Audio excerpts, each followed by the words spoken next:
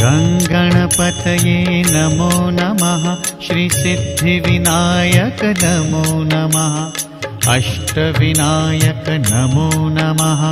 गणपति बाप्पा मोरया।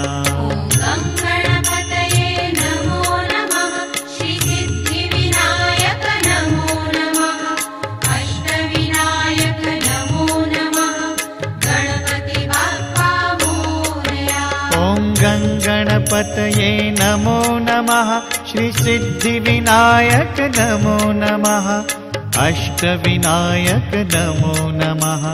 गणपती बाप्पा मोरया। नमस्कार, लाईव्ह ग्रुपच्या लाईव्ह गणेश दर्शनमध्ये आपलं सर्वांचं पुन्हा एकदा स्वागत। आता मी आहे ताराबाई पार्क येथील पितळी गणपतीच्या मंदिरामध्ये।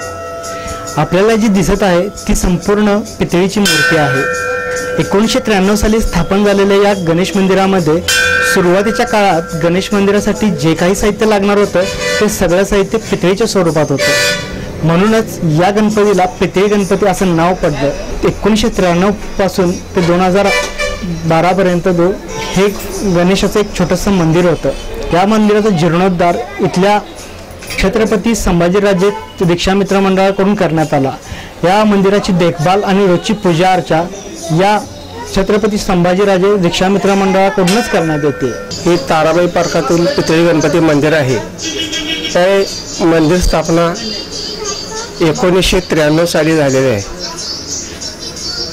त्या मंदिराचे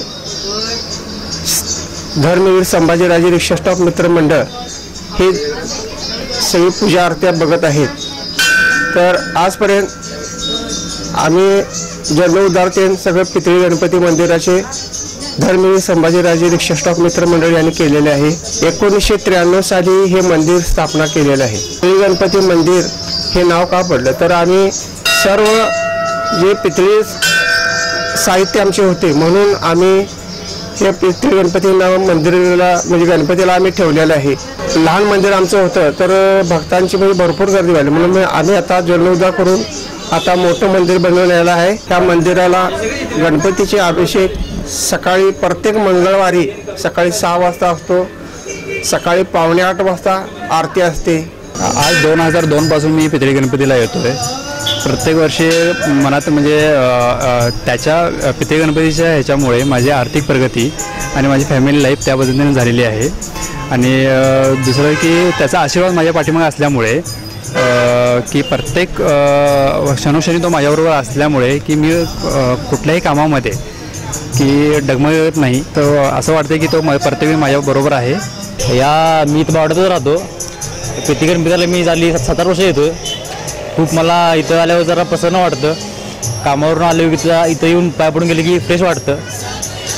आणि काय मग गणपतीचे आशीर्वाद आपल्या पाठीचे आहेतच।